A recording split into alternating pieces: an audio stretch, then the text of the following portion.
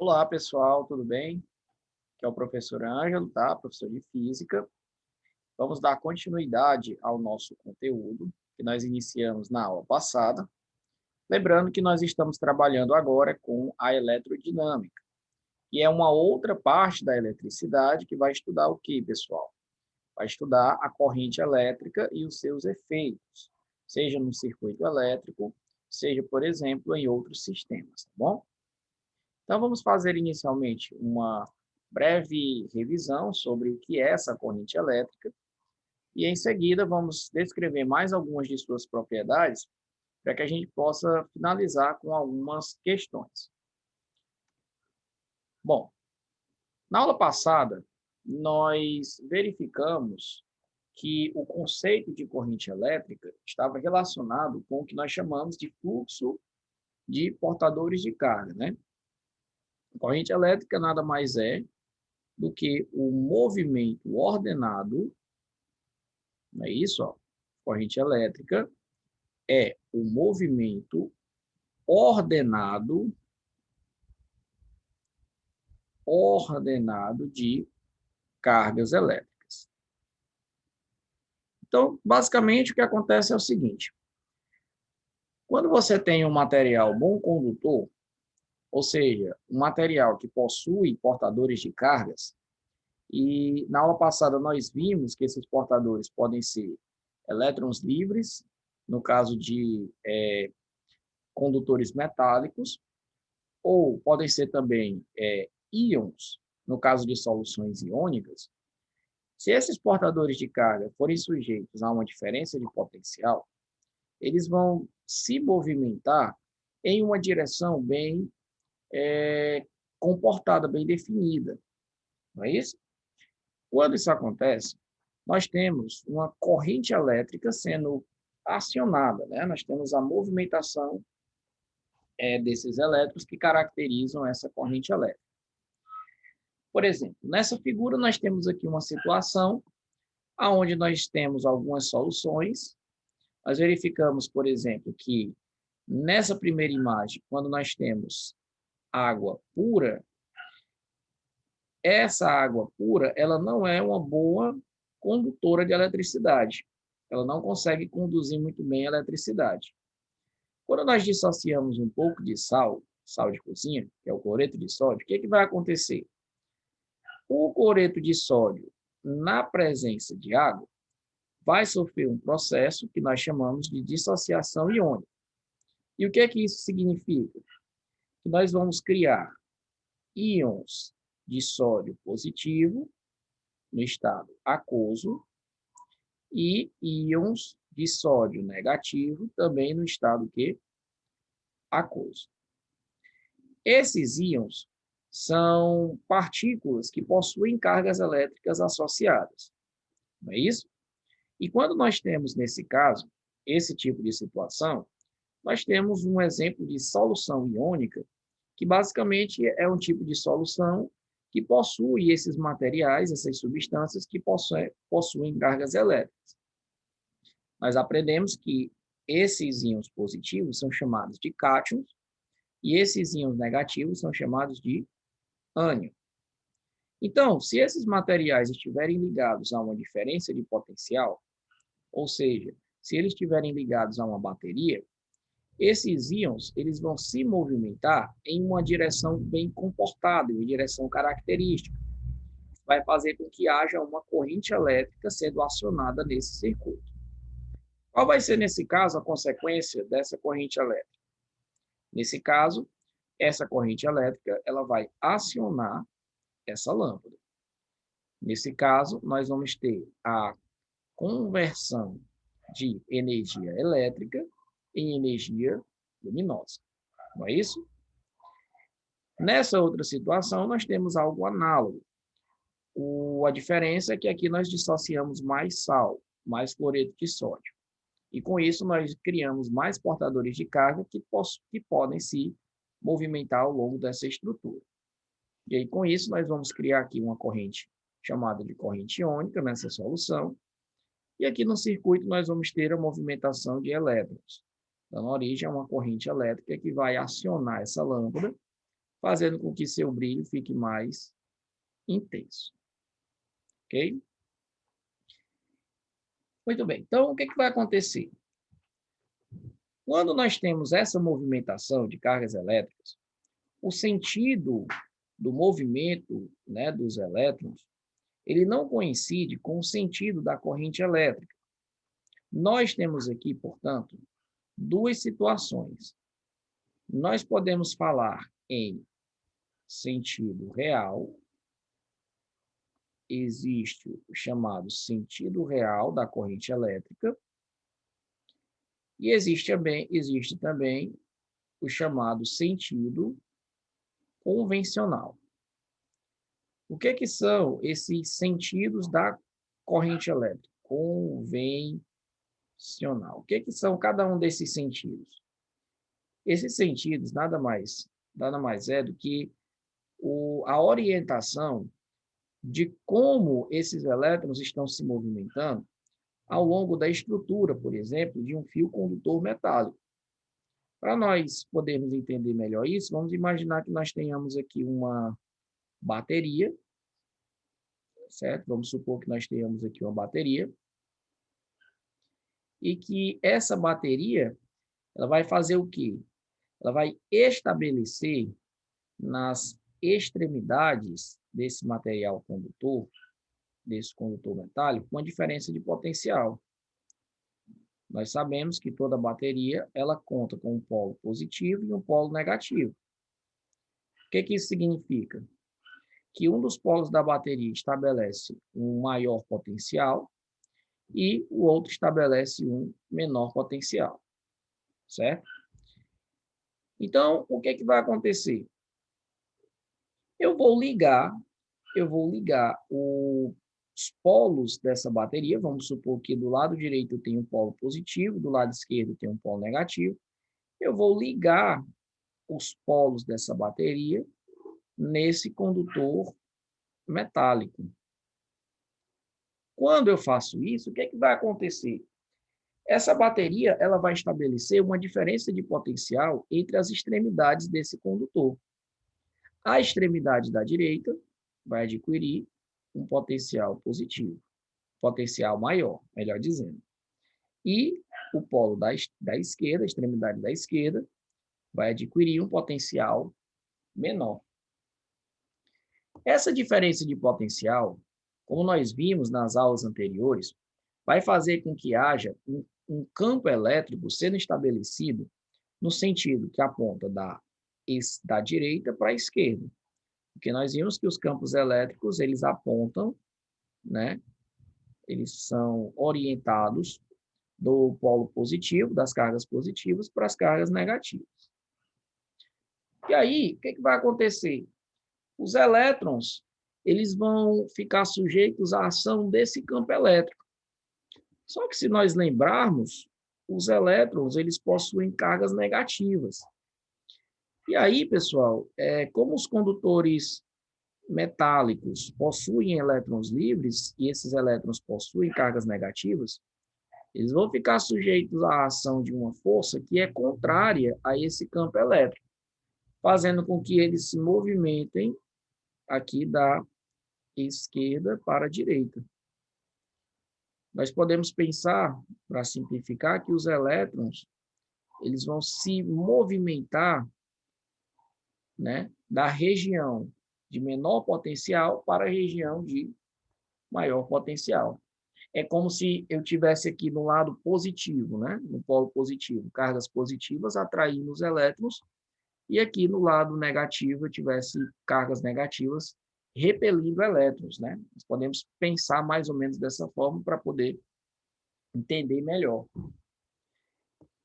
Então, pessoal, o movimento, né, desses elétrons acontece dessa forma. Os elétrons eles vão se movimentar do polo negativo para o polo positivo. Isso aqui representa o sentido real. Só que os físicos, eles convencionaram que existem portadores de cargas positivos sendo movimentados ao longo da estrutura de um condutor metálico. E aí, pessoal, o sentido que nós vamos adotar para a corrente elétrica vai ser o sentido oposto ao sentido real.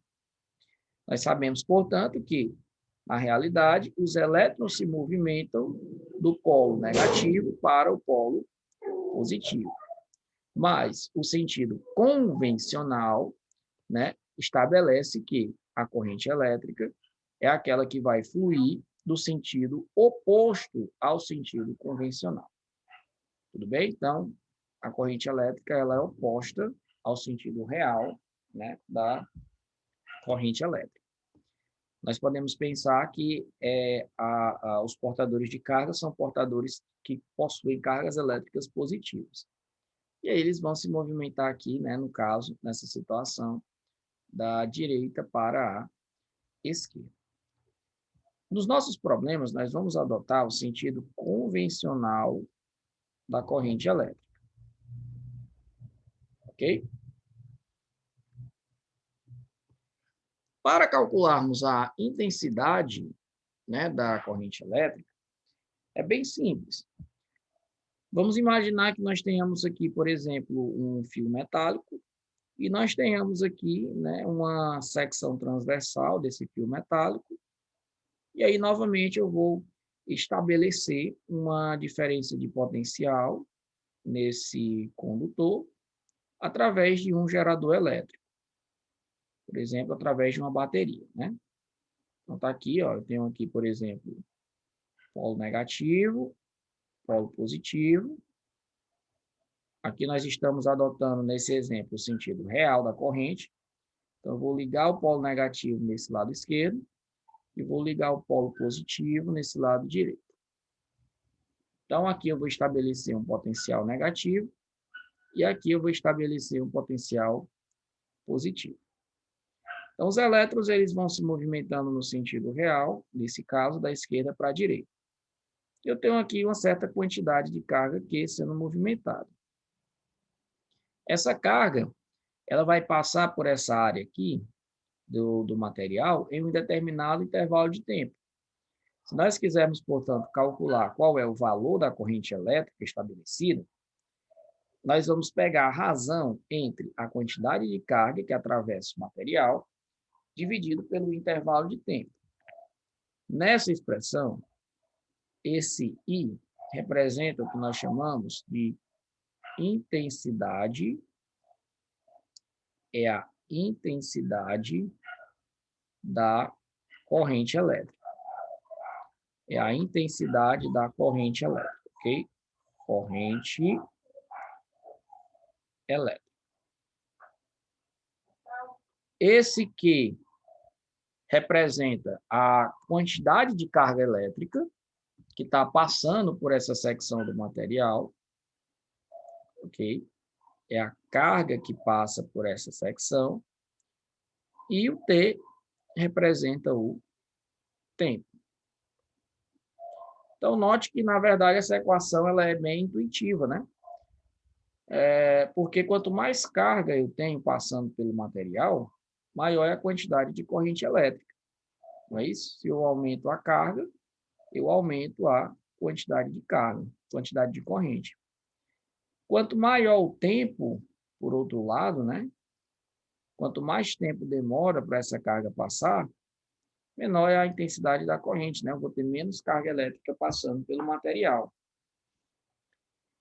A unidade de corrente elétrica é o ampere, representado pela letra A. E o ampere é o coulomb por segundo. Coulomb, que é a unidade de carga, e segundo, que é a unidade de tempo. Por exemplo, vamos estabelecer aqui um valor para essa corrente elétrica, né? Vamos supor que eu diga para você que eu tenho uma quantidade de carga que atravessa uma secção do material. Vamos supor que essa carga seja, por exemplo, de 4 vezes 10 elevado a menos 2 coulombs. Vamos supor que essa carga ela demore aí um tempo que corresponde, por exemplo, a 2 milissegundos, né? 2 vezes 10 a menos 3 segundos. Eu posso perguntar, nesse caso, qual é a intensidade de corrente elétrica. Então, o que eu vou fazer para determinar? Basta eu fazer uma divisão simples. Eu vou pegar a quantidade de carga, 4 vezes 10 a menos 2, e vou dividir para o tempo. 2 vezes 10 a menos 3. Então, 4 dividido para 2 é 2. Divisão de potências de mesma base, eu vou repetir a base e subtrair os expoentes. Vou subtrair menos 2, menos 3, né? Isso é a mesma coisa de menos 2 mais 3, que é a mesma coisa de 3 menos 2, né? Que é 1. Ou seja, a corrente elétrica corresponde a 20 amperes. Corrente alta, né? Corrente elétrica alta, 20 amperes, né? Ok? Então, é assim que a gente calcula o valor da corrente elétrica.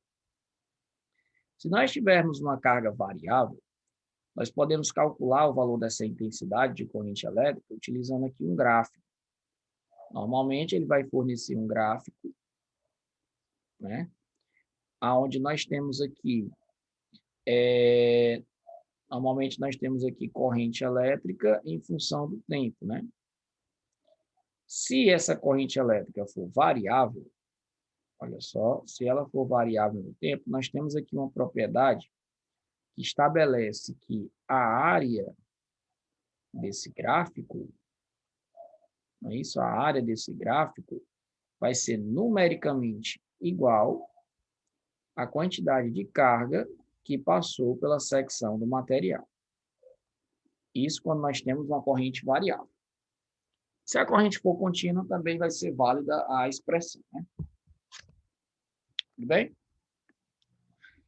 Bom, então, vamos fazer aqui alguns exemplos. Primeiro, em relação às cargas em movimento, que diferença existe entre uma corrente elétrica que se estabelece no condutor de cobre e a que se estabelece numa solução de cloreto de sódio? Bom, então nós temos aqui, para o caso do cobre, o que vai acontecer, pessoal? No caso do cobre, o que acontece é que nós temos que os portadores de cargas, os portadores de cargas são quem, pessoal? Quem são os elementos que conseguem se movimentar no cobre? São os elétrons, assim como qualquer outro metal, né? Os alumínios, por exemplo, são os elétrons livres, aqueles que estão na camada de valência, né? Eles estão mais soltos para realizarem seus movimentos. Então, em um fio metálico, por exemplo, em um fio de cobre ou de alumínio, que é o material utilizado nas redes de alta tensão, os portadores de carga que se movimentam são elétrons livres, ou seja, são aqueles elétrons que estão na camada de valência desses materiais, certo?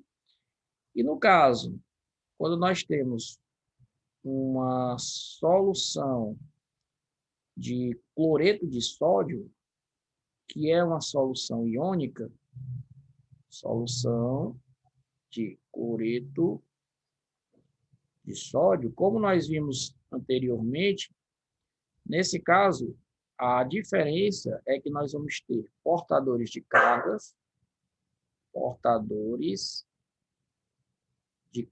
que são quem, pessoal? Os portadores de cargas são íons. E o que são íons?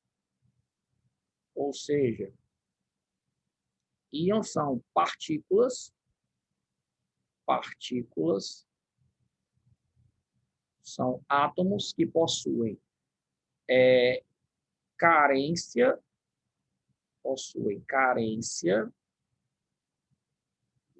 ou excesso de elétrons.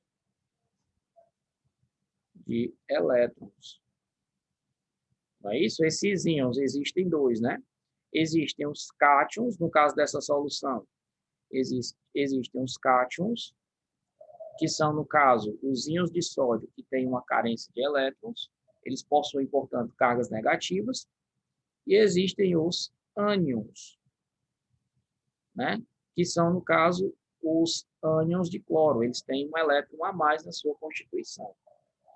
Tá certo? Então, no caso do cobre ou de qualquer outro metal, os portadores de carga são elétrons.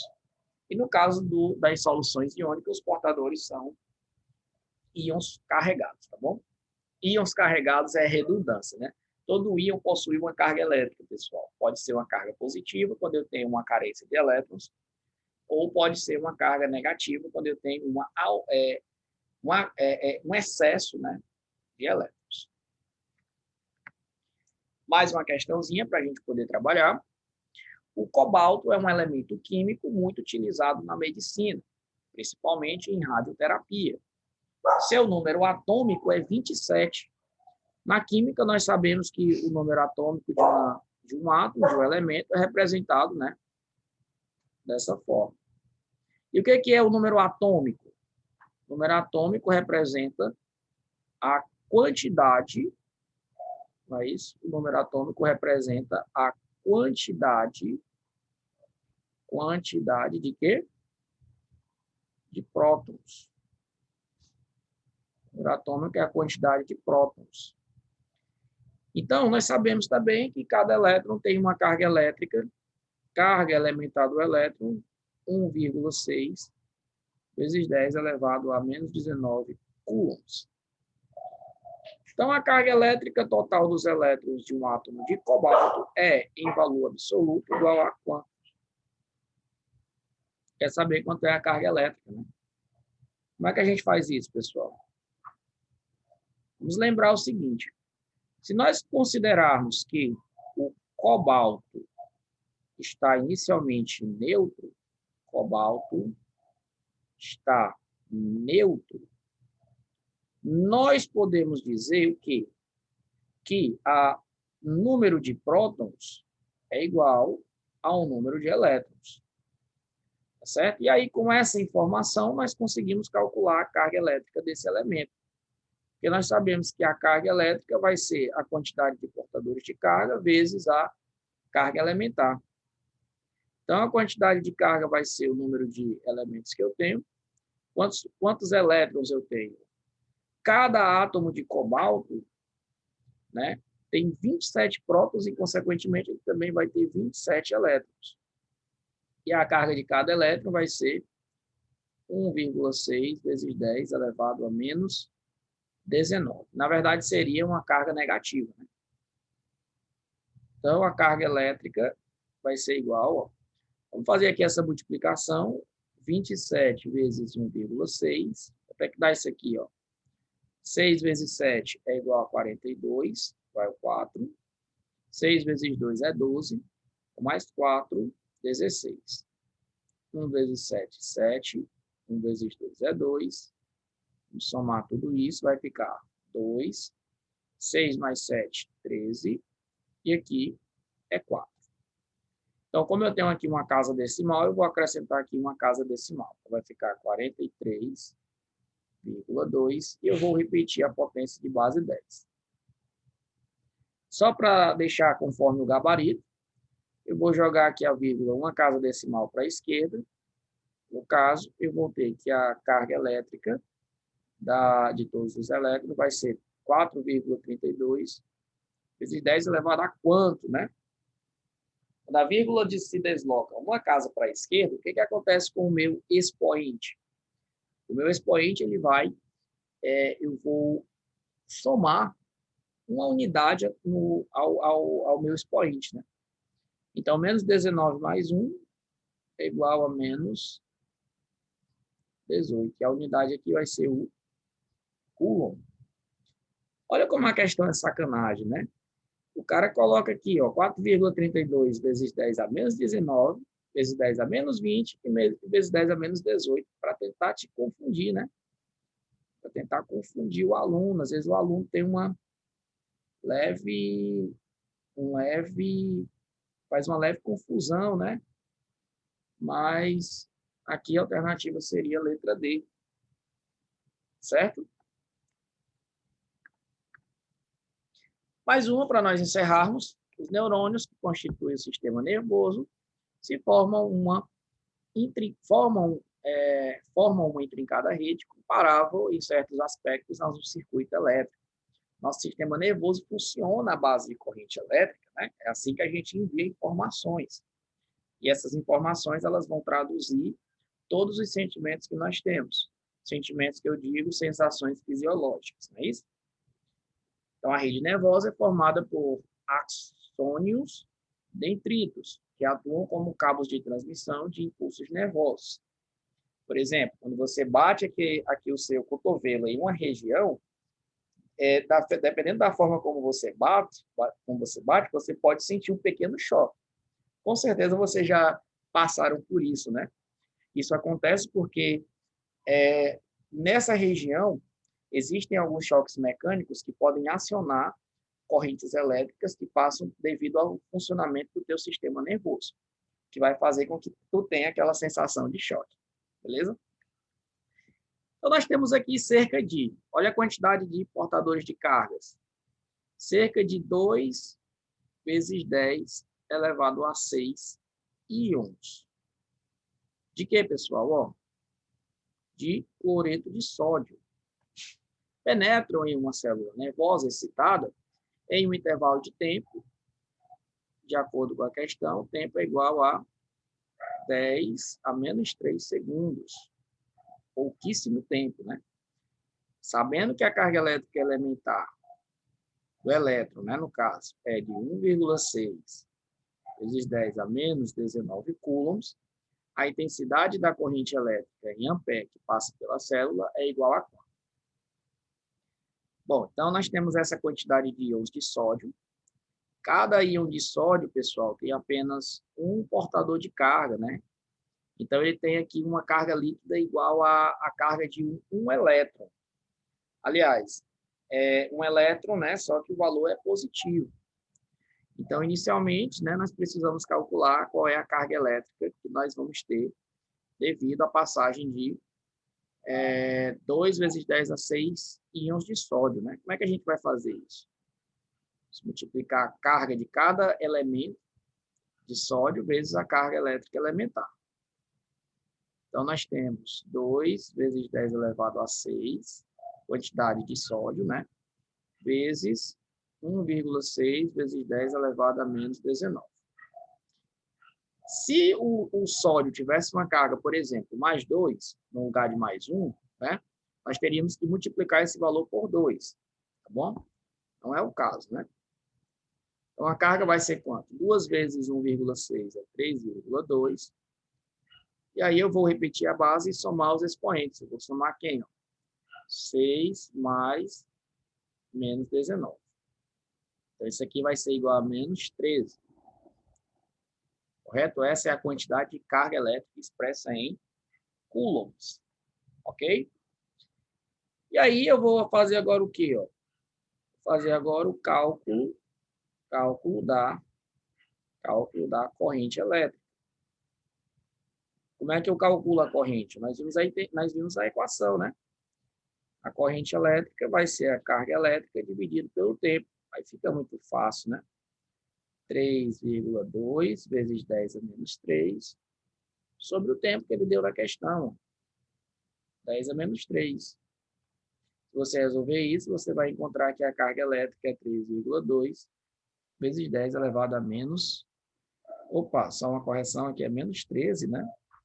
Então, a gente vai ficar menos 10. E a unidade é o ampere. Ok? Então, a gabarito aqui seria a letra C. Ok?